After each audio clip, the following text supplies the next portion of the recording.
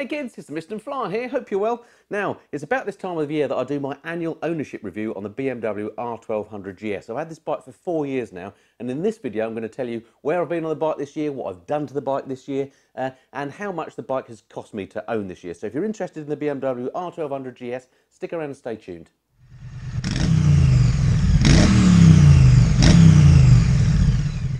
So I'm a little bit late with my annual review of the bike this year because I bought this 2013 registered BMW R1200GS back in late December 2013. So in fact it's a 2014 model year, and you can tell that, in case you're interested, because it's got the steering damper on the front, which was added to this sort of second iteration of the bike, if you like. I think because it was for ease of manufacture. That was around the time that the first of the liquid-cooled GS Adventures came out, and that was on there, so it's probably just made it easier for manufacturing purposes to have it on the standard bike as well. And the other way you can tell this is a 14 model year is because on the back it hasn't got one of these fancy BMW badges, it's just got BMW stamped on it. That's how you tell the difference between the first and second generation of the bikes, in case you're interested.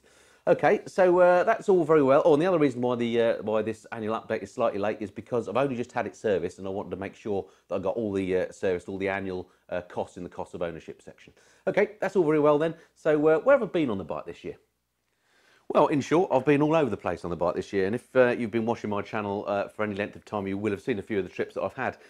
In particular, the trip that I liked most in 2017 was the North Coast 500, the trip around the north coast of Scotland, which I did on the Big Beamer. Absolutely amazing ride, really, really loved that. And I've got a whole series of videos on that. If you haven't seen it, have a look back through the catalogue. I'll put a link below as well so you can watch that. That was just a brilliant, brilliant ride, and I described that at the time, I think, as the best ride I'd ever done. And certainly it's the best ride I've ever done in the UK. Thoroughly recommend it to you. I actually did a slightly extended version of it. It's called the North Coast 767, which was basically MCN's version of it with a bit more added on. So I did that, which was amazing. I also did a tour of northern England on it as well, taking in the Lake District and Yorkshire. Again, there are videos on the channel of that tour if you didn't see it. Again, bike performed absolutely flawlessly, and the weather was pretty horrible at parts of that, and really enjoyed, again, riding the bike there. So 2 major tours, and of course I use this as my everyday bike. So if I'm just popping down the shops or want to carry stuff or go somewhere and I haven't got a car available for whatever reason, then this is the bike I tend to use. This is my go-to do-it-all motorcycle. So I've done probably in total this year around about 4,500 miles on it. That may not sound a lot to you, but bear in mind I do have another 3 bikes of my own, plus one that I'm borrowing long term, and I also have access to 3 cars. So actually that's you know, quite a good number of miles I think on this. So in total now I think I've done around about 19,400 miles on the bike. Yeah, so far no real major problems at all, other than general maintenance type issues, which I'll go through in a minute when we do the cost of ownership. Okay, so what changes have I made to the bike this year then? Well, in short, not that many. There's just been, you know, 1 or 2 little odds and ends. So I've made some notes here just to make sure I don't miss anything. So the first major change was I added something called the Hex Easy Can to the bike, and that's a sort of wiring loom that lives underneath the seat and allows you to add different accessories to the bike. And I put that in because what I wanted to do was add some additional auxiliary lights to the front of the bike, which I call my auxiliary lights. Again, if you're interested in that, why I did it, how I did it, and what that does for you, videos on the channel all about that, just have a search. So that was the first thing. Then the other thing I did was replace the tyres. I had the original Conti Trail Attack tyres on here. In fact, that was the second set I'd had on, and I've replaced those now with Avon Spirit ST. Those are new tyres that came out this year that I was keen to try. Put those on. As I say, I've done about probably 4,000 miles on them now, and they're absolutely behaving fine. If I'm completely honest, I can't tell the difference between those and the Conti Trail Attack. I don't know if I've just got a very insensitive backside or whatever, but been very pleased with those in dry conditions and wet. No problem at all, just as good as the Conti tyres and considerably cheaper. So that was a good add. The only other thing that I've added is just a little screen protector to the LCD dash on it. You know, just a little bit of plastic that you stick on, cost me about a tenner. And again, that's from, I think it's from a company called Screen Angels. You know, why wouldn't you do that? Those things are expensive to replace if you scratch them for some reason. So I've just got that on there. I've got one of those on my Ducati Panigale as well, so I'm a bit of a fan of those. So that went on. Then the only other thing that I suppose technically I've added is, of course, I've ACF 50'd the bike in the usual way. So I'm recording this in January. It's the middle of winter. There's salt on the roads. You know, I want to keep this bike looking as good as I can for as long as I can. So it's been thoroughly coated in ACF 50. I do that 2 or 3 times a year, maybe every 3rd or 4th wash. And it just keeps the thing looking spangly. And so far, so good. There's no signs of corrosion on the bike, so I'm pleased about that. So that really that really is all I've done in terms of things I've changed or added. Other things that are going well, stuff like the grip puppies that I added a couple of years ago, those are still working really well. I get lots of people ask me about those. They don't get wet, you know, obviously they get wet when it rains, but they don't hold the wet. They work well with the heated grips. Those are really good, and again, just a really cheap addition. I'll stick a link below to those. They're about 15 quid, so those I'm pleased with. The MRA Vario screen that I had fitted right at the start when I bought the bike to stop some of the turbulence that I used to get from the standard OEM screen, that's just been brilliant all along. I love that. Thoroughly recommend MRA Vario screens if you've got a GS. That just takes away any sort of that dirty air, the turbulence that you get off. Those are great. And yeah, I think that's pretty much it. I've still got the standard exhaust on. For a couple of years I did run an aftermarket exhaust, which was a bit louder, liberated a bit more HP, which was quite fun, but I found for touring purposes, which is what I mainly use this bike for, it became a bit wearing over time. So I've put the standard exhaust back on, perfectly happy with the way it sounds and the way it goes with that on. So yeah, so that's it for the things that have changed this year. Not a great deal really. I suppose the important thing is how much does it cost me this year to run the bike? So to cost of ownership this year, then how much has the thing cost me just to keep on the road? So excluding petrol costs. Well, I'll go through them one by one again. Had to make notes to make sure I got these right. So tax, or vehicle excise duty, I should say, it's over 600cc. So that's £89.25. I pay that monthly, so it's a little bit more than if you paid it as a one-off hit by about £5. So £89.25 for that. Insurance, always difficult to tell you what insurance is because I have the bikes insured on multi-bike policies. This year though, for the first time, I've managed to get all my bikes on one policy, thanks to my friends at Principal Insurance. They're the only company that I've come across that are able to put all four of my bikes, which are all different types of bikes, onto one policy. Previously, I'd always had to have two multi-bike policies with two on, which was a right pain. Anyway, for all four of my bikes, so the GS, the Panigale, the Honda CRF and the Triumph Street Triple, I've got all those on the one policy for £820.99 with, I think that's a £500 excess. So I think that's pretty good. So just a straight divide by four, £205 per year to insure the bike is what I'm going with. Servicing, I just had that done last week, which is partly why this review is delayed, as I said.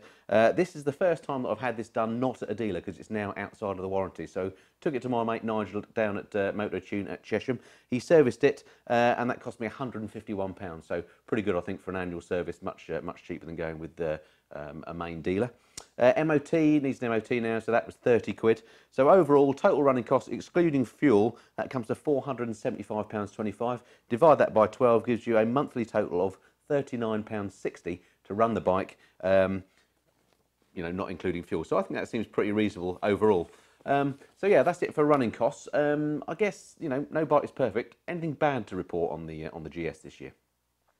Well, the simple answer to that is yes, there has. There's been one bad thing to report for the GS this year. It's had a product recall for something called the fork tube bushes. Now, it turns out that on some of the GSs that have been used off-road, there's been some issues with the forks that have actually kind of collapsed or cracked and basically given way, and it's not been a good story for BMW. So they actually issued a recall after an awful lot of pressure. Now, it turns out it only applies to bikes that have been used heavily off-road. I think there's been no recorded incidences of it happening in the UK, but nonetheless, BMW did issue a recall. Now, normally recalls are just a bit of an inconvenience, a bit of a pain, aren't they? But in this case, it's just been handled really badly by BMW, and this is a BMW issue. This is not a reflection on my local dealer.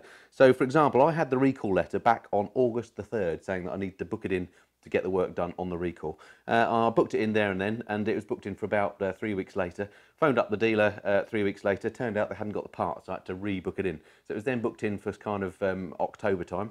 I got a phone call a day before it was due to go in from the dealer saying, sorry, still haven't got the parts in. What a nightmare. So it's now like a couple of months after the recall letter. So this time they said, tell you what, we'll give you a ring when the parts are in and we'll do it that way. So got to sort of end of November, no call, so I called them up again, still no parts in.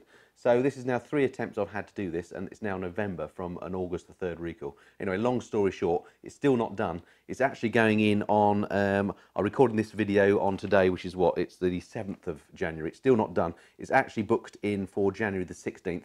I'm planning this video to go out on the 26th, so by the time you see this, hopefully I will have had it done. But at the time of filming, I still haven't got it done. It's booked in, as I say, for the 16th. I'm hoping that's going to get it done. If it does get it done that time, that'll be almost 5 months from the date of the letter. It was the first opportunity that I've got to get that recall done. I just don't think that's good enough, BMW. If you're going to do a recall, get the parts out there. That's just appalling. I'd be interested to know if any of you other GS owners out there, what you found, if it's just me or whether you've had similar issues with the parts recall.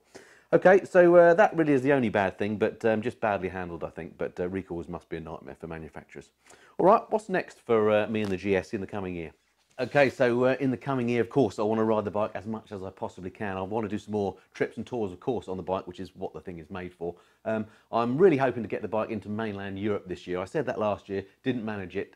Really hoping to see if I can do that, maybe get down to the Alps. Or I've got a weird thing about doing a trip to Luxembourg for some reason. I quite fancy that idea, but still in the planning, so that's definitely something I want to do. Also, the Wild Atlantic Way in Ireland is kind of on the radar, see if I can fit that in. But what I definitely want to do is to go back to Scotland and do those Western Isles. That North Coast 500, as I say, was such a good trip. Want to go back there and do the Western Isles if I can. So those are the main things, but I'm sure there'll be other local trips and tours as well. So yeah, just more trips and tours for next year. Okay, so that's it. That's my annual update on the big BMW R1200GS. I'm still loving the bike, as you can gather. I've ridden lots of bikes this year, and for the sorts of things that this bike does, I mean, it does everything well. I mean, it might not be the most exciting bike in the world. It may not be the best looking. It might not be the fastest, but as an all-round bike, it is just fantastic. As I say, I've ridden a lot of bikes this year, and I've yet to find one that does everything as well as the big BMW GS does. So fully expect to be giving you another annual update on this very bike about this time next year.